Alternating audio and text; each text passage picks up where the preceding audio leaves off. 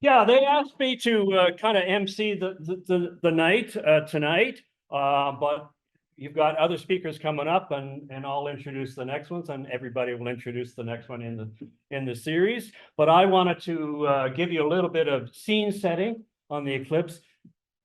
Everybody's heard about the eclipse, right? I mean, you couldn't help but not hear about the eclipse. I mean, it was so widely, and what I just hit the yeah, widely publicized, maybe more so than 2017, which was the last eclipse of the sun visible from North America.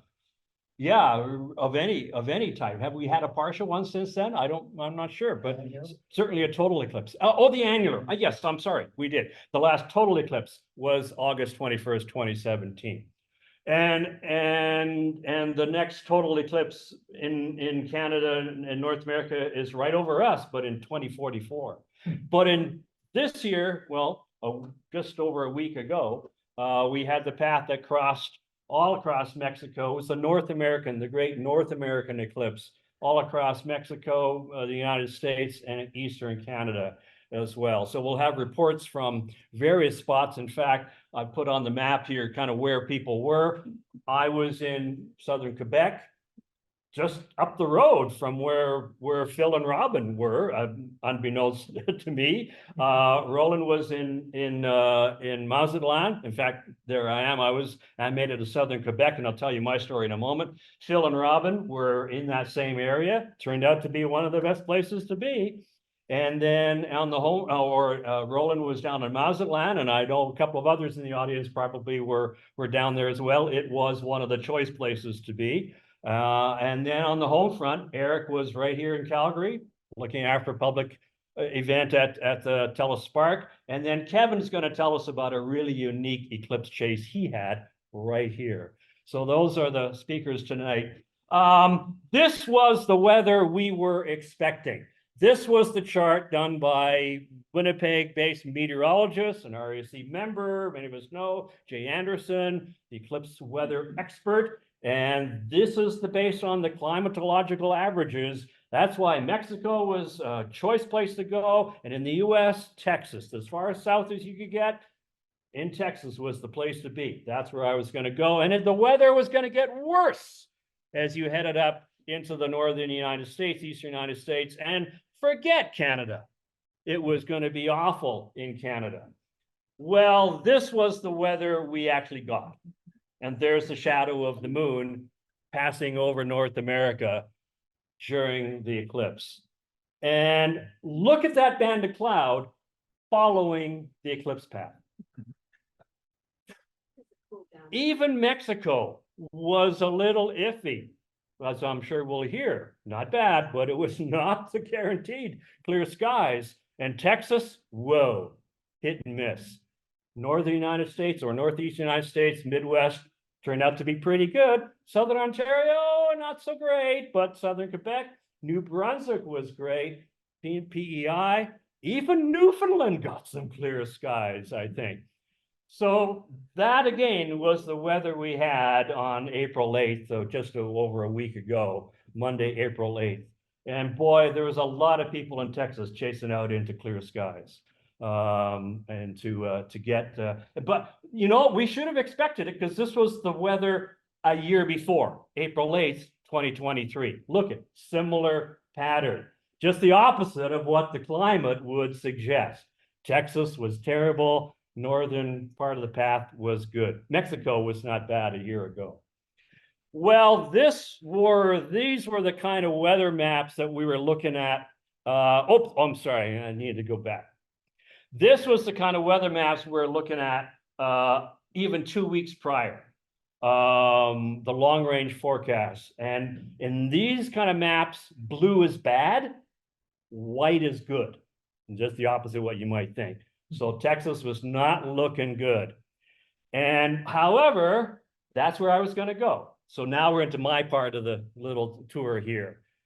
That was my plan down to San Antonio. I booked the hotel. In fact, I was going to also had an Airbnb co-booked with a colleague in Edmonton. We were going to go down, or she was going to fly down, and I was going to join her. We had 2 accommodations just in case. one fell through. That was the trip I was going to go down to Texas because that was the place to be. I loaded up the car with more stuff, even a telescope for Lori and stuff for me, because this is only the second eclipse I could drive to. You know, August 2017 was the other one. And so now suddenly you can take all the telescopes and mounts. So I headed off on March 30th, got to Great Falls, Montana, start to look at those weather maps. That was not changing. And I said, forget it. I can't just cancel Texas. And instead of heading across the northern United States to maybe go to the US Midwest or up to Eastern Canada or along the bottom of the Great Lakes, there was a big weather system moving in across the Midwest, tornadoes and whatever. I headed back up to Canada. So I turned around Great Falls, back up to Saskatchewan. This was on the Sunday, a week before the eclipse, Easter Sunday. Back up across Saskatchewan, the border crossing guards were very interested in my telescope gear because they were bored, you know, little border crossing south of Maple Creek. And they were quite fascinated with what I had. And so it was a 7-day drive to originally Southern Ontario, a day lost waiting for the road to open in Highway 17 at Wawa. What else is new and north of Superior, because the weather system eventually hit it up into Canada and provided snow and the road closures. And where I was going to go was Southern Ontario, just to not to have to go any farther than I planned, and picked out sites and booked hotels. I was able to rebook and get hotels at the last minute at regular rates. It was amazing.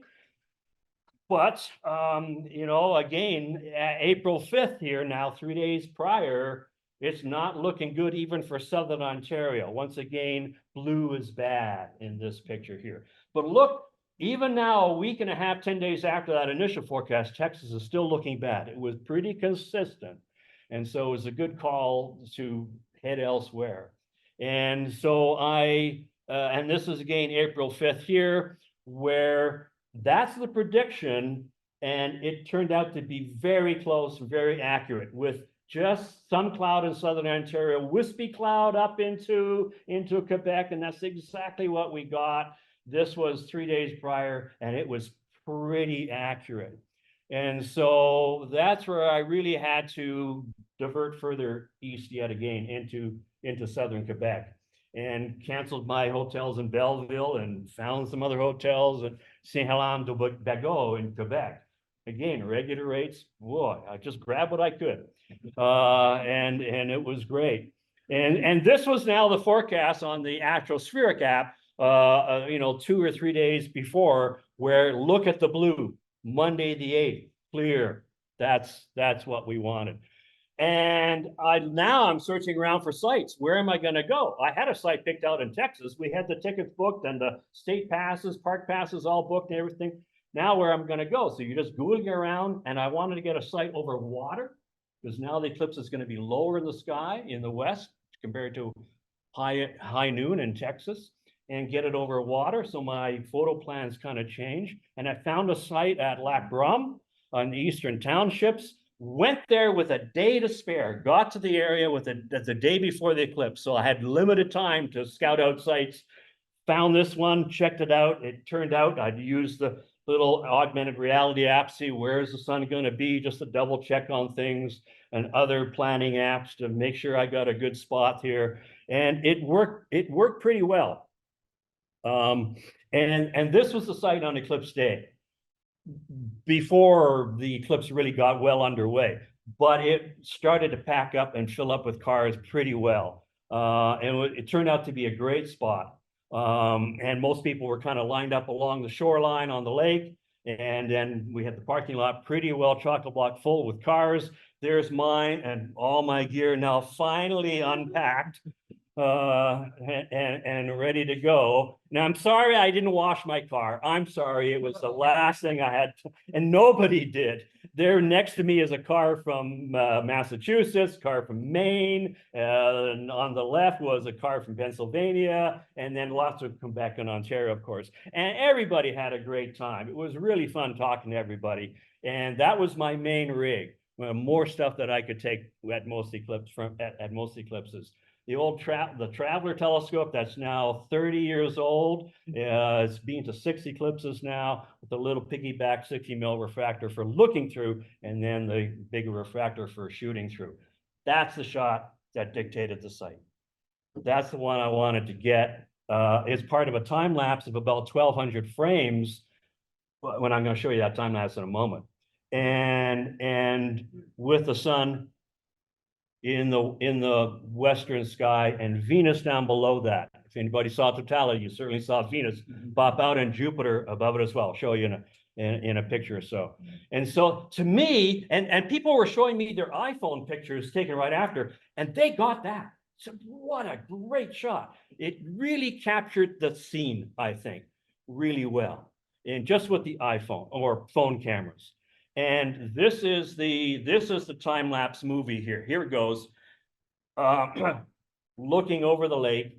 It was fairly windy that day, but we had that thin cloud exactly as the weather predictions called for. If I'd gone a little further east to Sherbrooke, would have been in the clear. Here comes the shadow. Whoosh. And now it's brightening to the west. Here's the edge of the shadow, far edge of the shadow coming up. Boom, it's over. So that's 1,200 frames, 1 per second over 20. I started at 15 minutes before totality and left it because I had to run back to the parking lot to get to the main cameras and just let it run and hope that nobody tripped over the camera. And it was fine. And so I started it before totality and it stopped at about 10 minutes after totality. Here comes again. Here's the moon shadow. Wow, right in it. And then it's brightening to the west. That's why I aimed the camera the way I was to catch the arrival of the shadow. And very impressive sight. And so that worked really well for a sight. And this was another camera I had going with a wide angle 28 millimeter to get the planets, Jupiter and Venus, flanking the sun. There was a comet in the sky, and I was hoping if I was in Texas under beautifully clear skies, high in the sky, this might catch the comet or Mercury, because all the planets are in the sky next to the sun, plus a comet.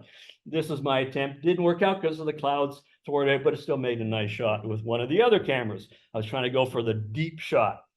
And then this is one of the shots through the telescope, through the 4-inch refractor. It's a merge of 2 images of the prominences on the east side, left side of the sun at the beginning of totality, and then the moon covered those up and revealed the other set of prominences on the right side of the sun, which were the large ones.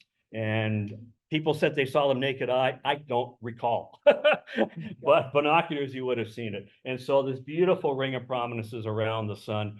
And this is actually a time-lapse movie, but it's almost cinematic because it's shot at about 15 frames a second with the high-speed burst on the camera and of the diamond ring. And this is jumping ahead to the end of totality and the diamond ring at the end with the chromosphere appearing and the sun coming out from behind the moon at the end of totality. I had about 3 minutes and 20 something odd seconds. I just run that again, first time in a ring, and it's in a little bit of cloud, so it's adding that bit of a glow around the diamond ring. But for the most part, I wasn't complaining. We had a great view compared to those in Texas that really fought the clouds. And so that's again 2 time lapses taken with high-speed burst mode at the beginning, contact 2 and third contact looking through the telescope. And then I took lots of bracketed shots during totality, and this is 18 of them, I think, from short to long, all blended together. And you could spend days doing this with all kinds of methods, and I'm going to experiment with some others. But that's my first crack at kind of a high dynamic range, because no camera can capture in one exposure, even tough with several exposures, what your eye can see. Naked eye, binoculars, through the telescope. And so it takes a lot of special processing to see the bright prominences and then the faint streamers. But the thin cloud I had did detract from getting that outermost corona on it. But this I try to process to make it look sort of what your eye saw, as best I remember it. And then this one I just finished off. In fact, this was the early from yesterday, but I just finished this off about 3 hours ago. And that's the burst mode shots taken about every 0.6 seconds at second contact and third contact, and then flanking a blend of exposures for the central totality to show you that diamond ring and the little Bailey's beads, and then at before and then after, and then the beautiful prominences as well. So that's the money shot for me. So I was pretty happy with that. I was a happy camper.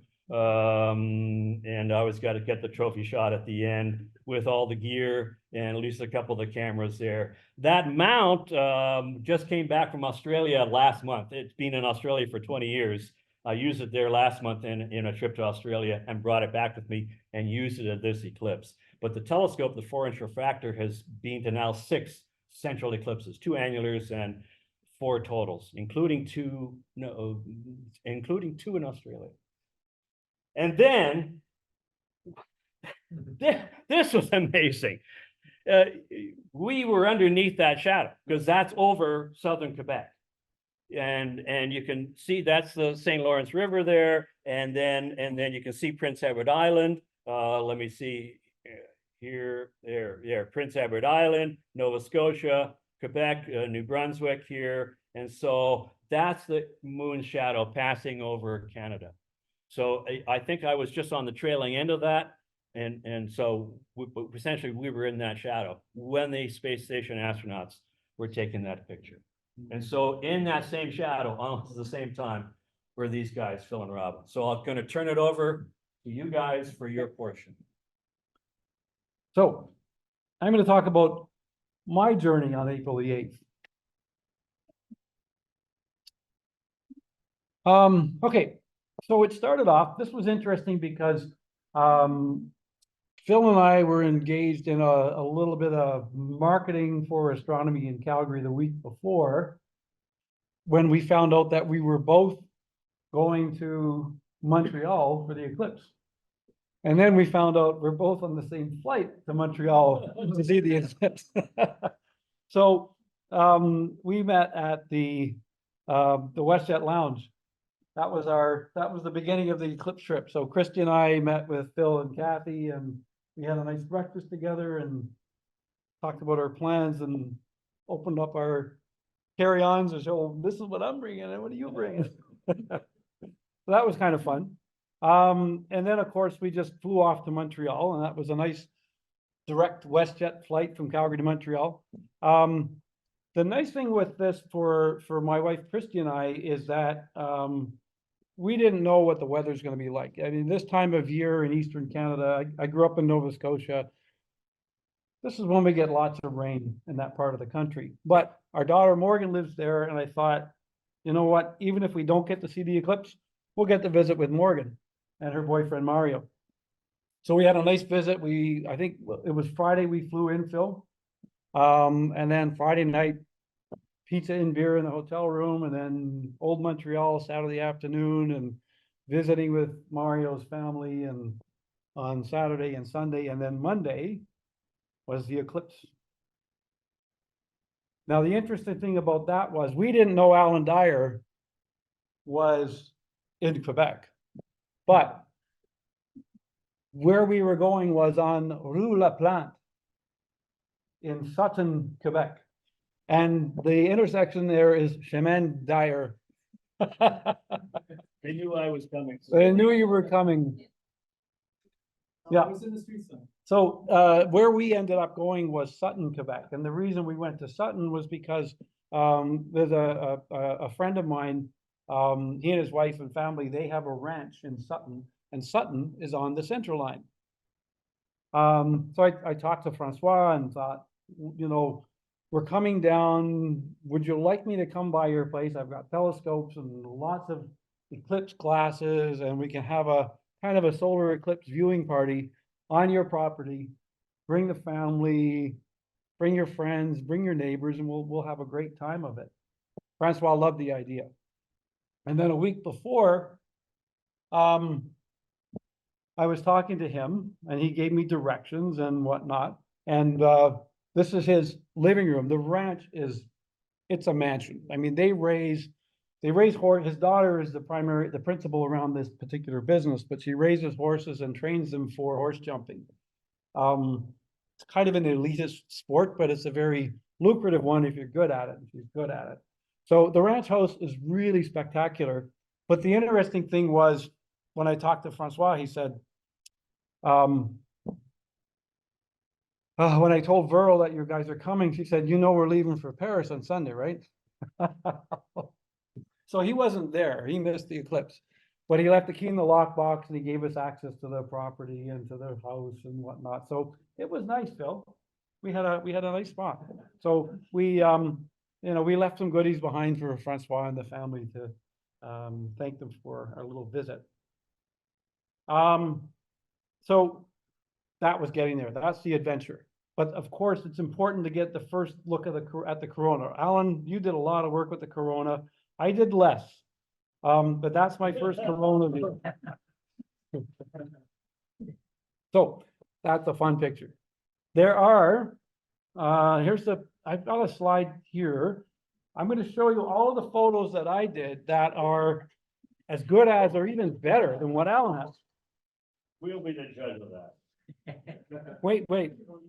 Okay, wait. Maybe there's some other photos. There was none. There was none.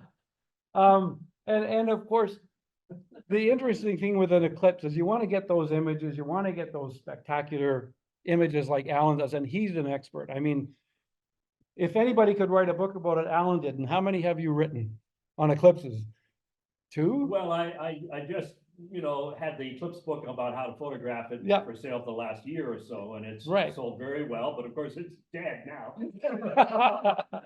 So, I mean, there's a lot to doing it well. And I did do some imaging, but I'm not going to show off my images. And one of I had a DSLR set up and it was doing interval images. And I thought, oh, I've got some good stuff here at 20 millimeter. I'm going to get the planets. I plugged it into my computer and it couldn't read the card. I put it back in the camera and said, card's unreadable. I don't know what happened, but I lost the memory card for the first time ever. But it didn't have anything spectacular. And you guys are probably benefiting from that. But I mean, I did send this out. So I was playing with something new called a Herschel wedge.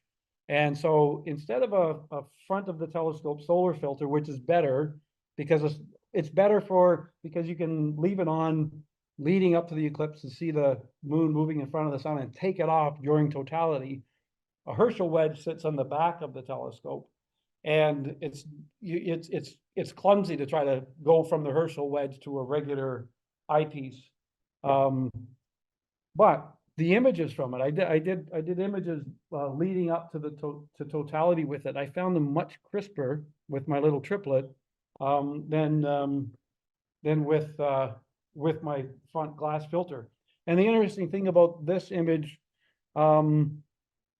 is and the ones that you're going to see, they're done with a Herschel wedge on the back of an 80 millimeter triplet refractor and an iPhone. So these are all iPhone 14, nothing crazy. This is first contact. You can just see a little nibble right there.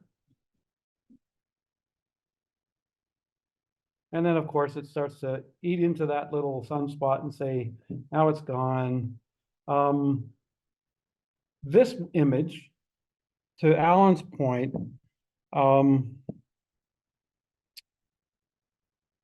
my wife took this with her iPhone, handheld. Yep. And there she has totality and Venus. Yeah. It was that easy it was that consumable for everyone that was in the path of that eclipse. So I'll just finish up. I didn't want to take too much time because this is our marketing ad for the RASC t-shirts again. So that's me and my wife and my daughter Morgan, Dr. Morgan for it. I have to give her a plug. And her boyfriend, they live in Longueuil. There's a whole troop. So there's this is Dr. Phil Langell, who's coming up next, and his wife Kathy, and her brother Francis. That was like, my friend was Francois, and this is Francis. And it's like, stop tripping over what you're trying to say, Robin. And the best shot of the entire eclipse that really captures what it was like to be there was the one that I'll use to introduce our good friend, Dr. Phil Langell. And that's Phil with totality. Well, it's after the fact, because you're showing us what it looked like. That's not real time, but he was pretty happy with that shot, I gotta say, right? Okay, so as I said, our next speaker is Dr. Phil Langell. Honestly, I was so amazed and so happy and felt so lucky, and like it was a magical moment. And I don't even know who took that picture. Was that you, Robin? Did you take that picture? I think it was your wife. Was it my wife? I think it was. I think Kathy did that one. All right. Okay, So- we're almost there. We're almost there. Let me know when you want the video. I'm gonna have to come back up and bring the video up Okay. for you when you're ready, but. Can I just hit the I arrow? think so. All right. Try it. Oh, well, I'm just gonna do this. Okay. All right. So I always like to start with a territorial acknowledgement, but Robin did that earlier. And so I will just say I like to recognize that I work and play on this amazing territory, and I want to give recognition to the original people that were here. This is a University of Calgary typical thing, but I thought it might be fun to also investigate for a minute the traditional territories which we were on when we were in Quebec. And I just dug this up on the internet. You know, it's fantastic. Just a couple of things. So first of all, we were, where the heck were we? I've lost track now. Montreal is somewhere over here, Quebec. I should have done my homework. We're down here, right in the bottom below, beside. Sherbrooke, I see Sherbrooke, I see Montreal. Okay, Yeah, there we so are. right over Right, there. so we're right at the bottom of this map. The Akwesasne people were the original people there, and the Akwesasne were part of the Mohawk nation, and their languages were in the Iroquois dialect. So that's pretty cool. You know, one of the things about traveling to this part of Canada, growing up in Calgary, there's no history here in Calgary. But if you want to get a little bit of history, go to Eastern Canada. It's fantastic. And when we visited Francis at Point Claire, there's 300 years of history there as well. Okay, so that's my little shout out to the original peoples of Canada, where they went to. Now, I took a little notebook. I never do this. My wife was amazed. Phil was taking notes. He had a notebook. I don't believe it. So I was writing down. So I had so much stuff to bring. You know, I wanted to be. I wanted to try to do as good as Alan, right?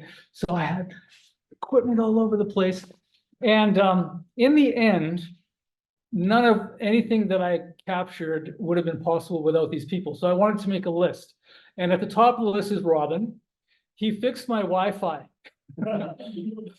on my little Sky Tracker thing. I had it all set. Then I went in to do some emailing because I had some time to kill. Came back out, my Wi-Fi was gone. He fixed it. He also gave me a USB adapter to power some equipment because I only brought 3 and left them all in Montreal. So it's like, anybody got a USB? Robin comes running with his USB adapter. Francois's place was unbelievable. He had a bathroom and electricity. Two big things. Larry McNish provided stuff. I brought cameras and power adapters and a fantastic tripod, and the tripod actually was donated to Larry by his son Chris, and he gave them all to the RAO, and I packed them all up and took them along with us. My brother-in-law Francis Had a tripod because my other tripod broke on the plane. So I unpacked it and I opened it up and it was all in pieces. And I go, no, I'm on a tripod, but Francis had one, thank goodness. And of course, he drove us everywhere. And he also, I'll show you, I say here, he's the shadow checker. I'll show you what that's about. I want to thank the weather person. Unlike Alan, who drove 1,000,000 miles, I simply just said, I'm going to go there. Okay. If it clouds out, at least I'm going to visit my brother-in-law. We'll drink some wine. It'll be a win. And it cleared up. And so we drank wine and we had a win and we saw the eclipse. So it was unbelievable. Lanny Murdoch is a retired guy at the university who donated to the Rothney an unbelievable Nikkor lens, fisheye lens that was used by the Space Science Group a long time ago. I'll show you a picture of it.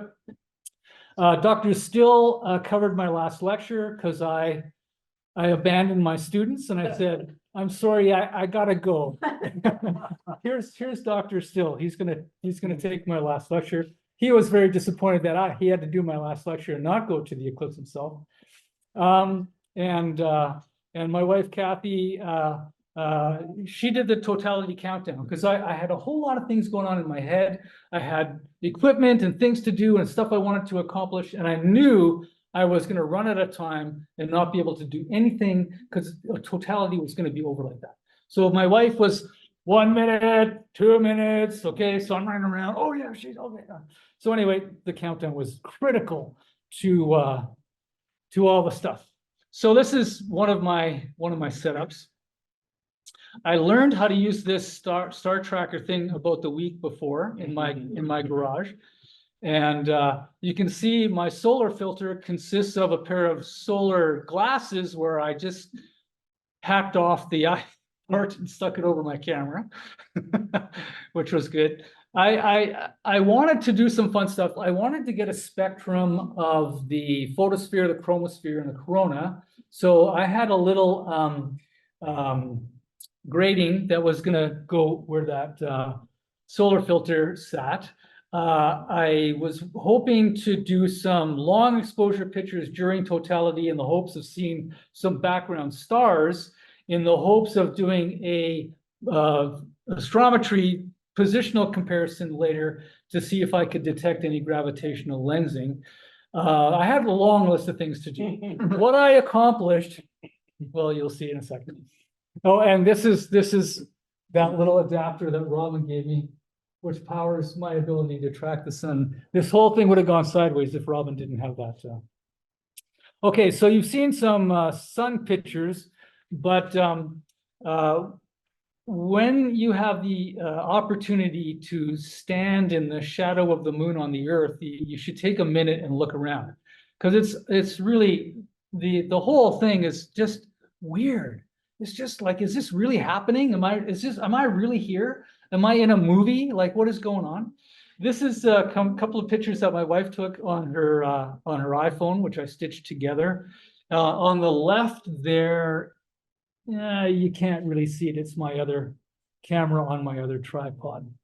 It was so cool to watch the shadow of the moon go by. Your video of that is unbelievable. If I had another camera, I might have tried to do that. In fact, that was what I was trying to do, was one of my things. Again, this is with my wife's iPhone, and you can see that the shadow. It's so weird to be in the dark and see the bright horizon all around you, and so it's and totality goes by so fast. It's like the fastest 3 minutes of my whole life, pretty sure. This is another picture that my wife took. Now, unfortunately, I can't see it on my screen, but if you look here, this is Venus. And if you look there, that's Jupiter.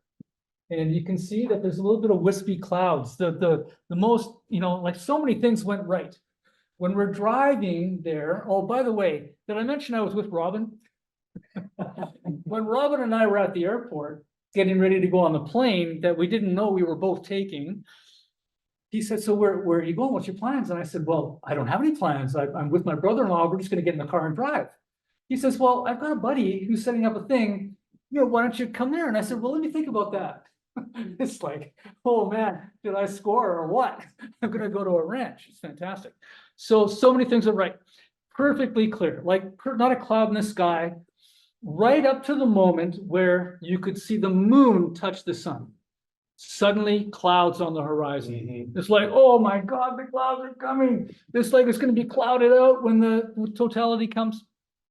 Well, we got lucky. There were clouds in the sky. You can see here little wispy things.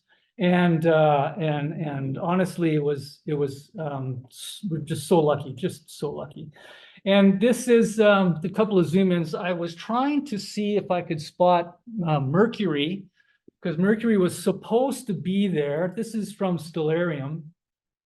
And you can see that Venus is here and Jupiter's there and Pons Brooks is here and Mercury was right there. And I was hoping that if I stretched the JPEG a little bit, it might bring out something that looks a little bit like Mercury, but no luck. And this is an internal reflection in the camera. That's a really cool thing. So it looks like a special effect from Hollywood, but it's just an internal reflection. And I zoomed in on that because you can actually see some structure in the Bailey's beads or the prominences that were there. It's kind of fun to zoom in on that just to see what was there. But it was my hope to get a nice deep picture and see planets and comets. I didn't have time. My wife took a picture with her iPod-proof iPhone and got that great shot. Now, my brother-in-law, Francis, he had the most amazing idea. Everybody else is looking at the sky. He looks around and notices his shadow. And his shadow is weird. Okay, so that one on the right is the photo taken literally, I don't know, 3 minutes before totality. I think I have some notes in the next slide. And the picture on the left is one he did after trying to reproduce his pose when the eclipse was over. So on the left is the regular shadow that we all experience, and on the right is his shadow very, very close to totality. And if you look at his hand, I'm going to zoom in on his hand. Also, the other thing is that this photograph, the camera does a better job focusing on the dirt. So this is just a better focused picture, and this is a little bit out of focus. So I didn't want you to get tricked about the fuzziness due to the focus of the camera. What I'm trying to show you is what the sun does. So in my next little thing here, I'm zooming in on his hand, and I've used the computer to put this out of focus a little bit to try to make the background dirt equally focused so that you can see better the effect of the camera. But I want to just go back to this one and ask you if you notice something really interesting about his hand. The fingers are not all, there we go. The fingers are not all equally clear or fuzzy. Yeah, it's really hard to see. You'll have to stand where I am and look. But if you get a good close look at this, his ring finger is super sharp. Of all the 5 fingers, his ring finger is the sharpest. And the fuzziest is his thumb, right?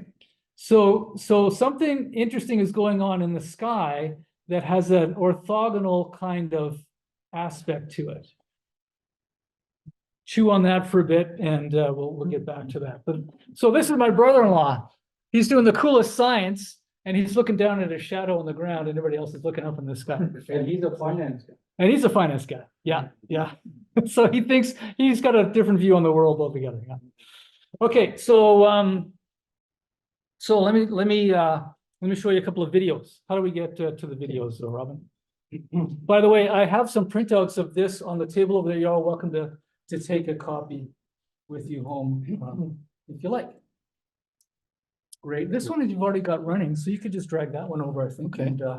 And yeah. Great. Now, is that showing up over there? Look at that. Okay, I'll let you drive in Yep. the slide. Okay, so I will just explain to you what's going on here. And this is that big fisheye Nikkor lens that was donated to the observatory by a space science retiree.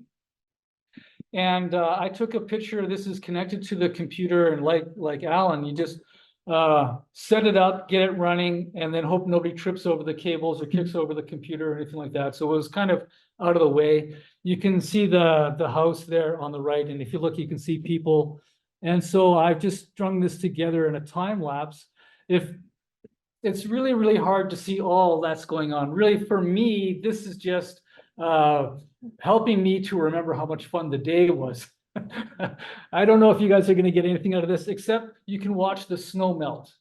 If nothing else, there's like, see how much snow is on the ground? We're traipsing around in snow up to our ankles at the start of the day, and the snow disappears throughout the day. So this is about every 4 minutes at this part of my little time lapse.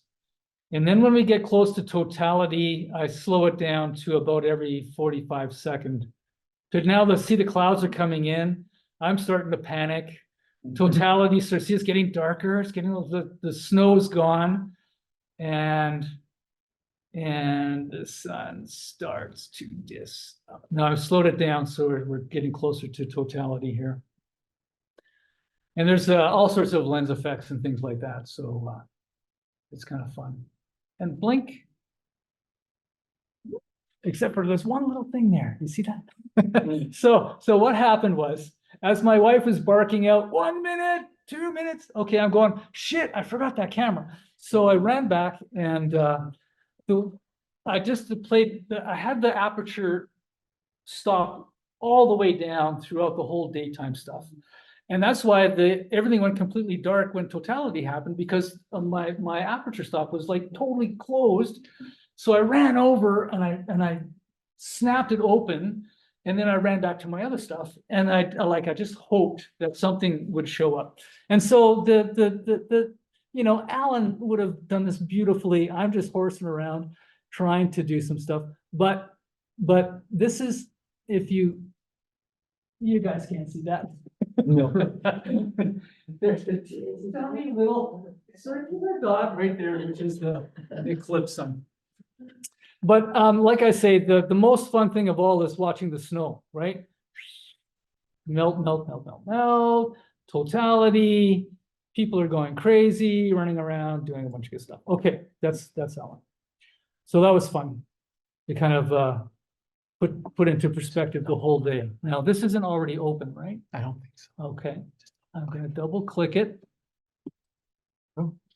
Okay, so my other camera, the one that's tracking the sun, that has the makeshift filter on it. I put together this time lapse here. So it's just, I'm going to do it by hand.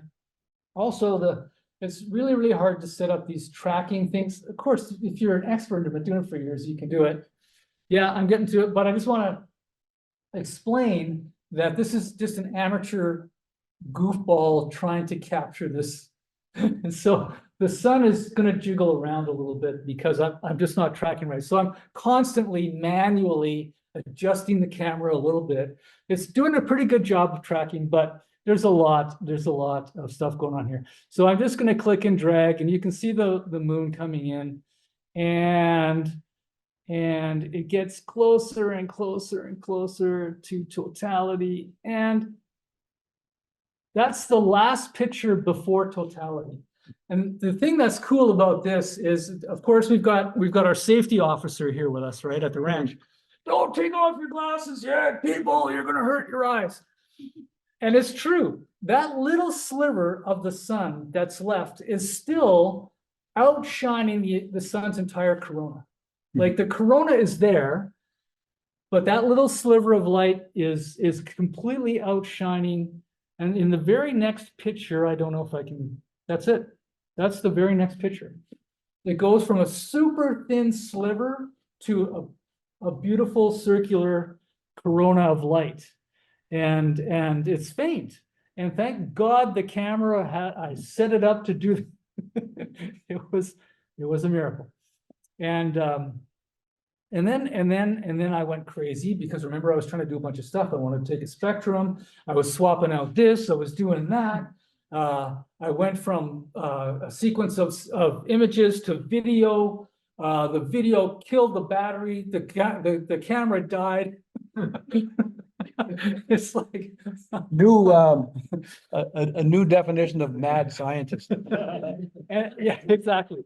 So I stayed calm and I cobbled things back together. I lost about 10 or 12 minutes and then the things got back on track and then the eclipse and we watched it all the way to the end.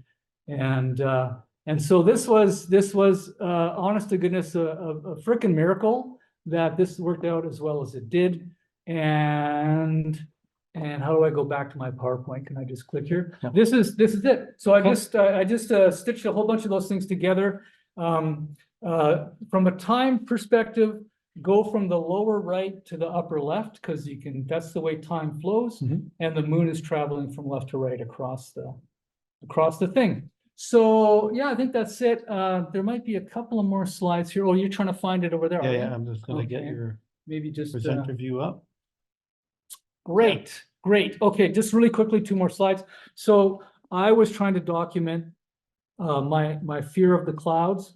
So I was taking these pictures and yeah. So yeah. That is such an amazing picture because it shows that the camera worked, and that's one of the things that I'm thinking in this expression. It stayed clear, and we saw totality.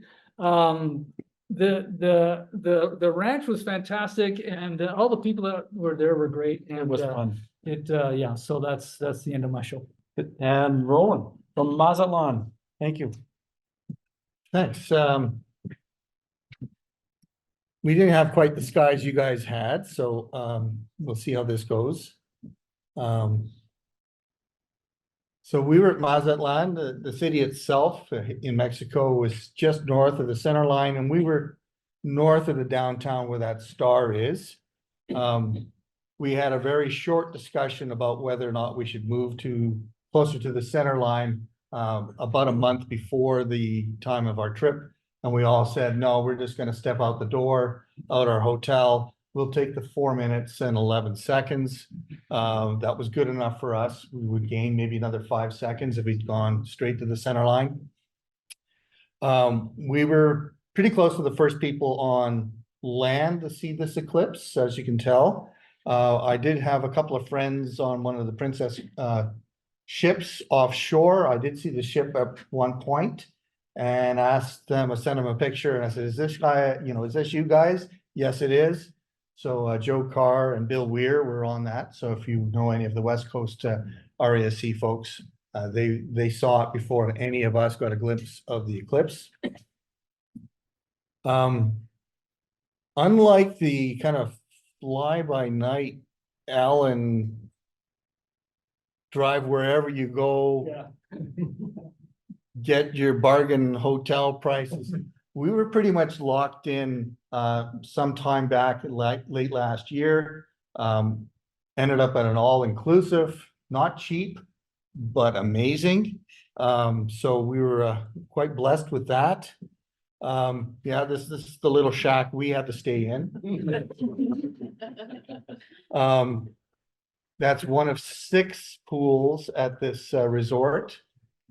We spent a lot of time in the pools, socializing. In the evening, they had 2 different theater stages. So if you wanted to, you could stay up fairly late catching various shows. Day of the eclipse, plenty of grounds to be everywhere. And on my very first day, I'm walking through the lobby of that hotel, and who do I see? My good buddy from the Winnipeg Center, Stan Runge. Come on, big hugs. Haven't seen the guy since we had in-person general assemblies, and that's been a little while since we've had COVID. And he said, yeah, Don Halaniuk and I have checked out this clearing here outside the hotel. It's kind of sheltered. we had a pretty strong set of winds coming off the Pacific coast. And I was concerned because I was traveling with fairly lightweight equipment, and they had already scouted out a location. Turns out on the day of the eclipse, Don had actually decided he was going to go out on the beach. And in fact, even though there's this rumor that was repeated to me many times by Stan that Don was actually in the hotel, I never once saw Don Hladek at all. I did also see Rick Huziak from Saskatchewan, one of another longtime RASC member, and so you know, it was a bit of a old home, you know, get together sort of thing.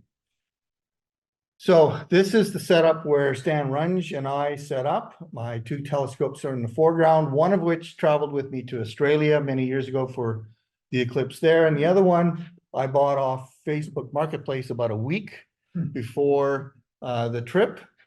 And kind of last minute, you see the foreground telescope here has a plumbing fixture, and it's holding a Thousand Oaks filter, glass solar filter that I had used for many decades on a much smaller telescope. So I had to kind of do a bit of an adapter for this particular one.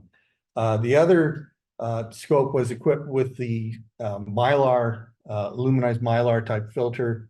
That was the one I had traveled with to Australia with my wife, Tammy. Now, Tammy was supposed to be on this trip. That was the intention, was, you know, the two of us would have this nice vacation. We'd see the eclipse. Unfortunately, my wife has been suffering from health issues, and she wasn't well enough to travel. And so shortly before the trip, we managed to be able to switch the tickets over to her younger son. So my vacation experience completely changed after that, because my wife loves shopping, cultural sort of things, and my younger stepson is a bit of an outdoorsy guy. So, and you know, out goes the shopping, in come the zip lining, the river kayaking, the ocean kayaking. He did some parasailing, you know. Good. I was definitely worn down by the end of the week at this. Anyway, so here's the eclipse morning. We're set up. The sun ended up being, you know, very high in the sky for us here. And you can see in the background, the sky's mostly blue with some high cirrus. As totality got closer, we had the same experience, that we knew the prediction was that there was going to be more high cloud coming in, and we had altocumulus clouds showing up while we were waiting for totality. I too was spending a bit of time looking down at the ground, and I showed this chair trick to a number of people. I didn't travel with a colander as many eclipse travelers do. I noticed nobody else had mentioned colanders, but they make these great pinhole projectors for the shadows. And so here I noticed that you could do the same trick with a wicker seat bottom. So if you lift up the seat a little bit, you get a bit more scale on your little crescent things. And this is something I showed to the hotel staff. And we were, by virtue of where we were, a lot of the hotel staff were kind of crowded around us. And the other thing is our telescopes, we spent a lot of time with our cell phones glued onto the back of them by the eyepiece. And so everybody behind us could see that. So it was nice to see the cleaning staff behind us viewing the eclipse, you know, as it was progressing, and then to totality off our phones. So it was really, you know, kind of an outreach experience that was a lot of fun to share that with people who really, you know, didn't have the science background. All the nerds were out there on the beach and, you know, on the lawns, and the staff were just there, you know, because they had to work that day. And they got, I think, a pretty darn good experience out of the whole thing. So this is my little iPhone 11 Pro, so I'm not as high tech as these people with the 14s and the 15s. and a 70 mm Celestron travel scope, 1000 Oaks filter. And you can see, you know, the sunspot groups being obscured over time. And as we got closer into totality, we saw that arc shorten a little bit. And then finally, with a longer exposure and the filter off, we got totality. You can see the clouds here, though. My stepson also got into the act. He has an Android phone, and so he was taking pictures as well. And he had, for the fact that he'd never actually ever put a phone to an eyepiece previously until that morning, had never actually seen an adapter for the iPhone, you know, for the phone to go onto the eyepiece. I thought he did pretty darn good here. And so those were his photos. I must say that we went down with a group. And so when we were just past this totality, we started to share some of the image on our WhatsApp group that our travel agent had set up. And so, you know, we had traveled down with 10 people from Calgary and or 8 people from Calgary and 10 from Edmonton, most of whom weren't very serious amateur astronomers at all, but just wanted to see the eclipse. And so we were able to, you know, share these images pretty quickly after totality. And, you know, it was pretty darn nice. So here's the experience we had with the clouds. Pretty strong. But still, you can see the prominences and a little bit of the inner corona. And in a way, I found that it literally lent some atmosphere to this. Because, you know, you got 4 minutes, things are moving slowly. Like, this is not a very dynamic situation once you're in totality. It seems like it's going fast, but things are, you know, not changing. And by having this high cloud come past the view, you really got a sense that it's live, it's happening now. You're not just looking at a still shot. So I'm just going to advance to the next one here. A little further along, we start seeing these big prominences. That one in the 4 o'clock, 4:30 position. That was one I was actually looking up and I said, wow, what is that? And then went down and looked at my phone. So Alan, you had asked whether or not it was visible to the unaided eye. It was how I saw it first. And I went, this is unusual. And certainly there was a lot of talk about that and the scale of that. The other one's actually taller. It's just not as bright. So here we are at the tail end of the eclipse.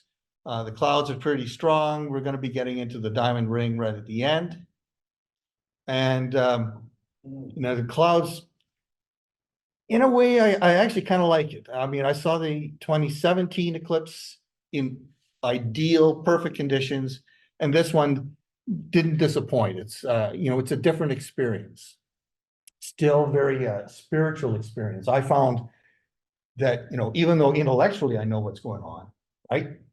We got 2 astronomical bodies up there. They're lining up. One's blocking the light from the other. That's great. But there's a part of your brain, your animal brain, that's going, what the heck is going on here? And that dialogue between those 2 parts of your brain really is profound. And I've had the same experience with this eclipse as I did in Oregon in 2017. I didn't have that same experience with my 2 previous total solar eclipses, and I'm not sure why, but I found the 2017 one a very, like, almost a spiritual impact, and the same thing with this one. I'm going to show a photo here by one of the co-travelers, and I know she's online watching right now, but I love these images. Here's the twilight, and just, it's funny, you look at the people here, some of them are looking up, some are looking laterally at their phones. And we had another person on our tour group who flew a drone about twice the height of that hotel that we were next to, shooting back down at times. And you see all the flash bulbs going off because all the phones have decided it's night. You now need to turn on your flash. So you see these flashes going up and down the beach. All the street lights are on in the surrounding town. I love this image, and the one that I really love from Terry is this one. Just chokes me up. That's the experience that I had.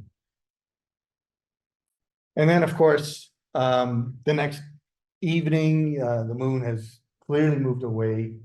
This is about 30 hours after totality. And we've got the moon thin crescent phase with its earth shine, Jupiter up above. And if you see something above Jupiter, that's actually just an internal reflection from that really bright light down amongst the palm trees. So that's not something in the sky. And then the following evening, oh, I guess it got cut off from my view here, but you can see it on the screen here. The crescent moon and Jupiter now a little bit down below, and a little bit more of the moon visible here on the right-hand side. Just beautiful, magical, really the kind of break I needed, with some of the people I needed to see again. So this is Stan Runch from the Winnipeg Center. And I mean, we're still in the partial phases here after totality, but he walks up with a couple of beers in hand and says, "That was great, we should celebrate." And I couldn't really say no. Were they Corona beers? Oh, Alan, were they Corona beers? I don't know. But I mean, what I remember about this eclipse, besides the eclipse itself, really are the people. And so here's some screen grabs out of the group's WhatsApp chat. Gerhard, who was the one who flew the drone, catching all those flashes on the beach. Have to admit that highlight for me was not the eclipse, but rather getting to meet every single one of you on this trip. I enjoyed every conversation I had with every one of you, and what a great crew. And the eclipse was cool too. I would totally chase another eclipse with this awesome group of individuals. And that's really how I feel about that. And then Terry, who you saw a couple images from. Yes, Gary, friends are asking me, how was your vacation? I find myself saying the best part was the people I shared the week with. And I absolutely have to say it's so true.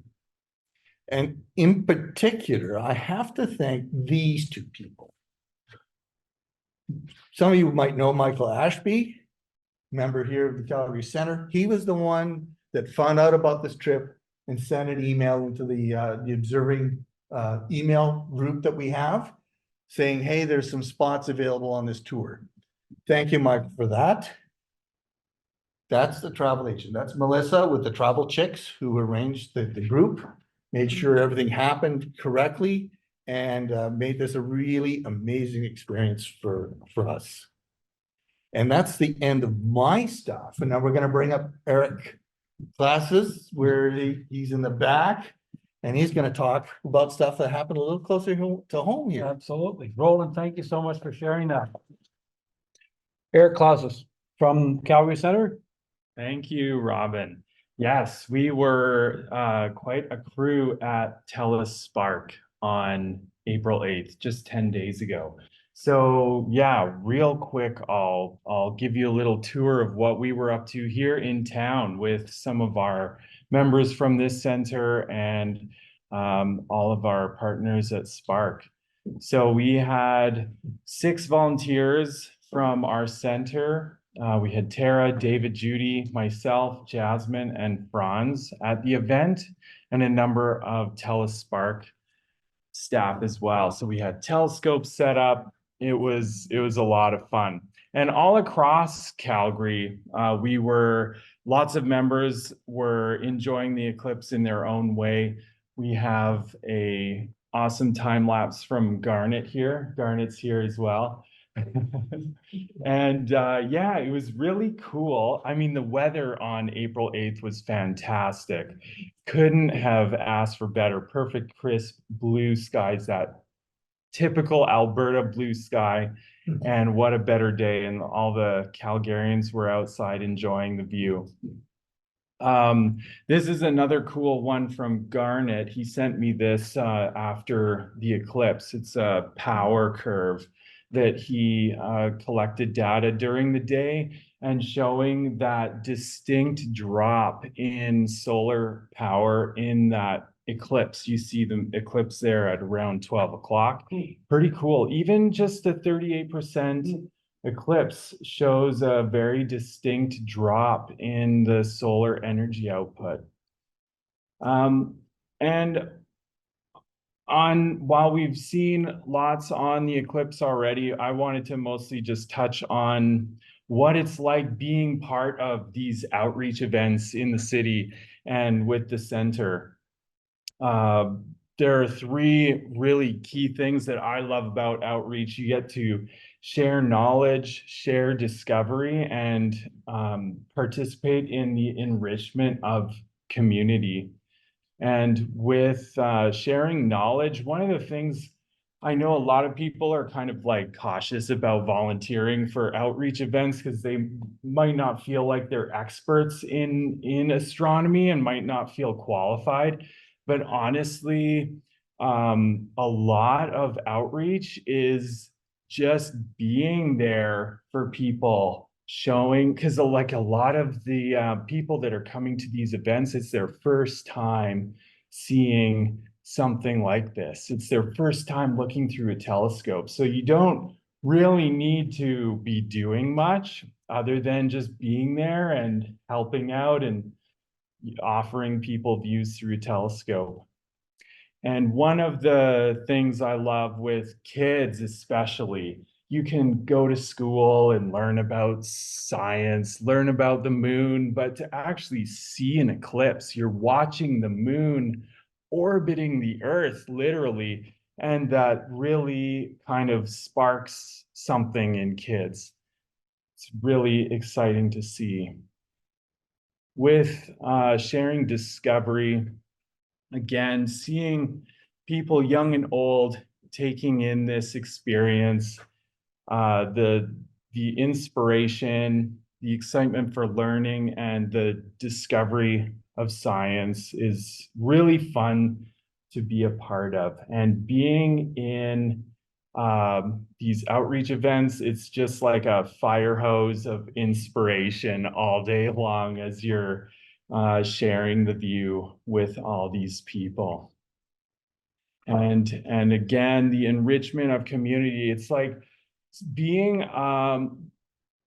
part of these outreach events is awesome because you're contributing to something bigger than what you yourself could put on. Like, for example, the 6 of us that were at Spark that day, we were able to show over 2,000 people views of the eclipse, which otherwise they wouldn't have been able to see with their own eyes. And that was, for us as volunteers, very inspiring. We kind of came away from that day just so stoked. Even though it was just a partial eclipse, it was a ton of fun. So I would encourage anyone who's wondering how to get involved with these outreach events. They are honestly like my favorite part of being part of the center. Definitely encourage you to sign up. We all have phones. You can take a QR code scan of that link, or if you're watching on your phone, just take a screenshot of this and email Adriana afterwards, and she'll get you signed up on our outreach and volunteer form. So you'll have an opportunity, you'll see what events are coming up and kind of have an idea, and you can sign up for certain events that you want to join and volunteer for. It's super fun and highly would recommend. So partial solar eclipse, but we came away from it just like, wow, that was so fun. And yeah, I think despite despite not being in the path of totality. This eclipse, we have to wait 20 more years for that. Just being in that environment of excitement and learning and discovery, it was so much fun. But that's all for my presentation. I'll invite Kevin up, and he's going to talk about more of what he was up to also in the Calgary area during the partial eclipse. My April 8th is a little bit different than everybody else's. I didn't see totality. I did see a partial eclipse, but I was looking for an International Space Station transit. So for just a quick slide, because I knew it was being recorded, who's Kevin? Backyard astrophotographer. I started in 2020 and mostly deep space objects, but I've also done some solar imaging as well. These are all captured from my backyard in South Calgary. So for me, why capture an International Space Station transit? Well, even during an eclipse. So the one on the February 2020, I was using See a Satellite Tonight web app, and it tells you if there's any satellites passing overhead. And there was a bright International Space Station pass. So I'm go look out my window, and I'm taking pictures. Something went wrong. That's all right. And that's kind of my defining moment on when I got into the hobby, just seeing that and checking it out. So after buying a telescope and other things, come April, I tried a solar eclipse, and that is a blurry, out of focus International Space Station. It matched up with the transit path with the website. And then in November, same thing. I had the opportunity to catch a solar or a lunar eclipse or lunar transit. And there's a little space station right there with all the astronauts on board. So that was kind of like my main reason. I always check if there's transits happening across either the sun or the moon just from my backyard. And I was checking on March 19th. Hey, there's one. And I checked the date. It's like, oh, that's the eclipse. And it's during the eclipse. And it's only an hour away. So this is doable. Let's book that vacation, talk to the wife. It's going to be a road trip.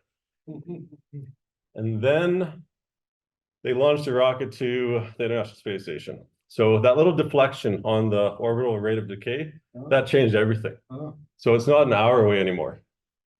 Next time I go to check to find out where this transit's happening, it's now 2.5 hours. So still doable. Put the kids on the bus for school, and like cars all packed up the night before, and I'll be able to make it. So the plan is I should be able to capture this. It's just south of a little village, New Dayton.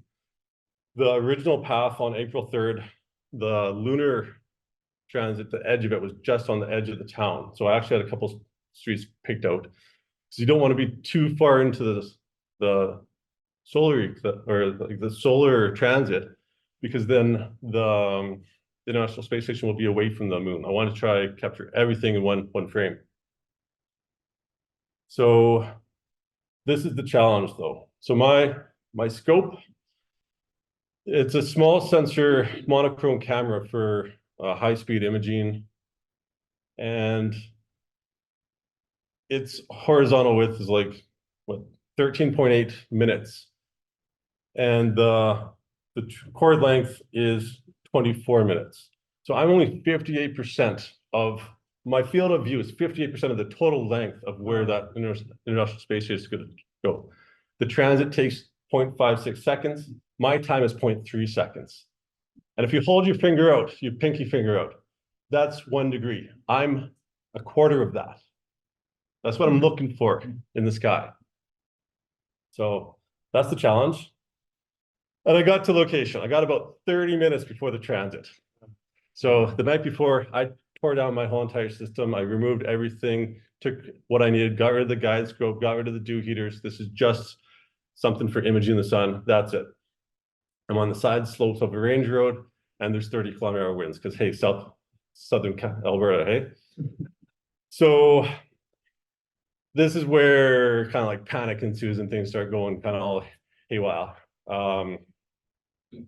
There was after everything's plugged in, everything I balanced and marked my counterweight the night before, so I didn't have to waste time balancing it. I knew where everything was just going to go. Just set it up and turn it on. I connect up with I'm using my phone on an ASI Air controller, and I say go to sun, and it starts going, and then the counterweight hit the ratchet screw. I didn't have it turned all the way. I didn't check the rotation the night before. I think I'm screwing up my scope and my mount. I'm like, ah. So now my scope thinks I'm pointing at the sun, but I'm nowhere near the sun. So now I have to find the sun manually. So even more fun trying to find the sun with that much of a field of view with manual controls. But I did manage to get to the sun. And then I realized I was out of focus. I swapped from an extendable extension tube to a fixed length extension tube, but I never actually checked the focus. So I was out, but in the end, so this is about 25 seconds here. So out of focus. Oh, we got focus. Good. And since I'm not solar tracking because I was panning over, I had to keep on panning manually. I wanted to keep that moon, a little bit of the moon in the picture. And then you got to watch, it happens quickly, but there it goes. So I don't know if you saw that, but let's play it twice because that's awesome. I was looking at my phone while I'm doing this, and then all of a sudden it's like nothing, then International Space Station, then gone. Like right to the white. Hey, I think I got it. Yeah. Like it was like so exciting. And it's still exciting to like relive that moment just talking about it. Right? Yeah, blink of an eye. So I got 2 frames. Yeah, like with the controller, I have the ASI Air. It's not a high speed frame rate whatsoever for recording video. I should have like a little mini PC, and then I can capture more frames. But 2 frames in 0.3 of a second. That's pretty amazing. So you got the sun on the bottom, and then the moon's cutting out on the corner there. So for processing the image, this is the raw frame, and it's not like your standard planetary or solar type of imaging. I didn't have thousands of images where you stack and you get like the better quality. This is 1 frame. So it's noisy, it's not the best. So I just threw it into PixInsight, the software package I use for most of my deep space.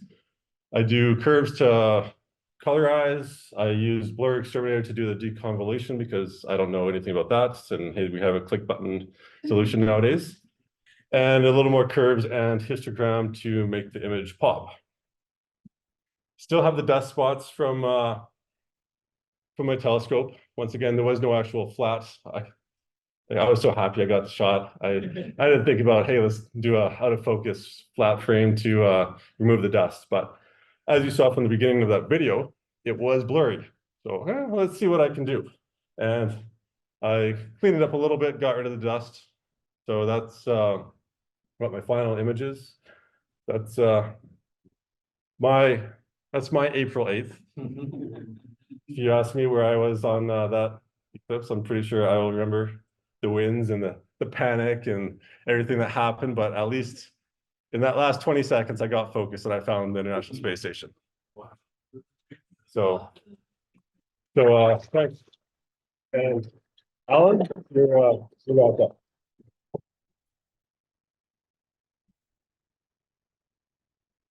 That's an eclipse chase. That was great. Wow.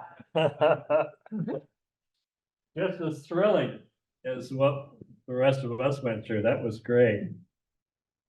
I've never done the ISS transit things at all, so that's wonderful. Bit of calculating and. Okay, so that's where you left off. All right, that's where I left off. All right. Just to finish off, to conclude, where to next, right? Everybody, if you see a total eclipse, you want to see another one, or if you miss the total eclipse, you still want to see it. And okay, for eclipse chasers, This is the map that plots the next 10 years of your life. Okay, and this is central eclipses. The orange or red ones are annular eclipses like we had last October. The blue is total eclipses, and there's the one crossing North America we've just been talking about. And the next total eclipse of the sun is August 12th, 2026. Greenland, Iceland, Spain. That's where you have to be, and you can sign up to any number of trips to take you there. I'm signed up for one that's going to Spain to watch it from a castle in Spain. A year later, we have 3 in a row, 1 lunar year apart. August 2nd, 2027 in Northwest Africa. Spain again as well, crosses Gibraltar. That's where I'm thinking. That's where I'm thinking of going. I'm already plotting it out. Where's the sun going to be over the Rock of Gibraltar?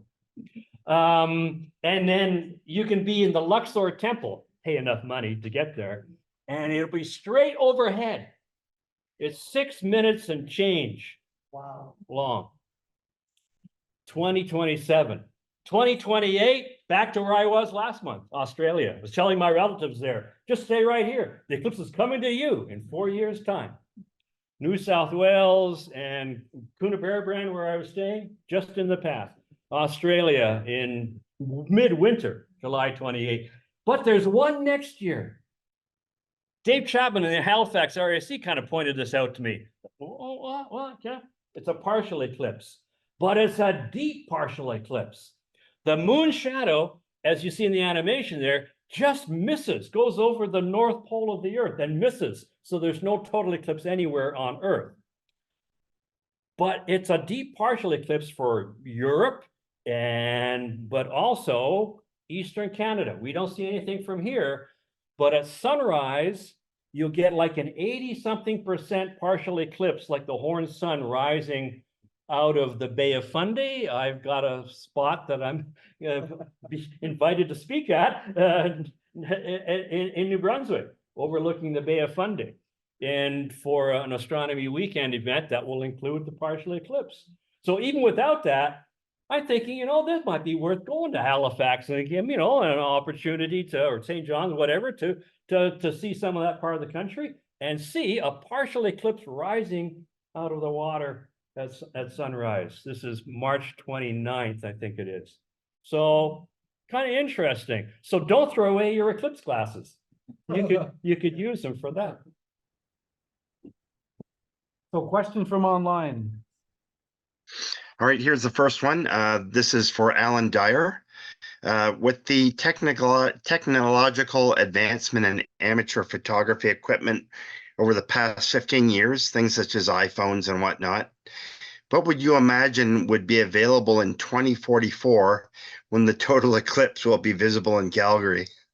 I have no idea.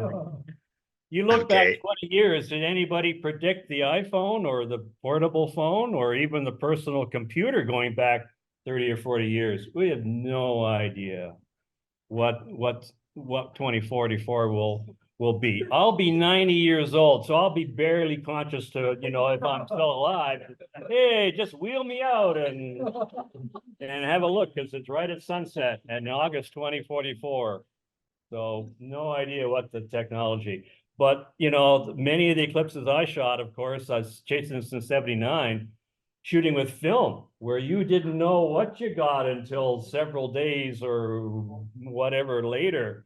And you had 36 shots to get it right. And now I shot 2,000, within the space of a few minutes.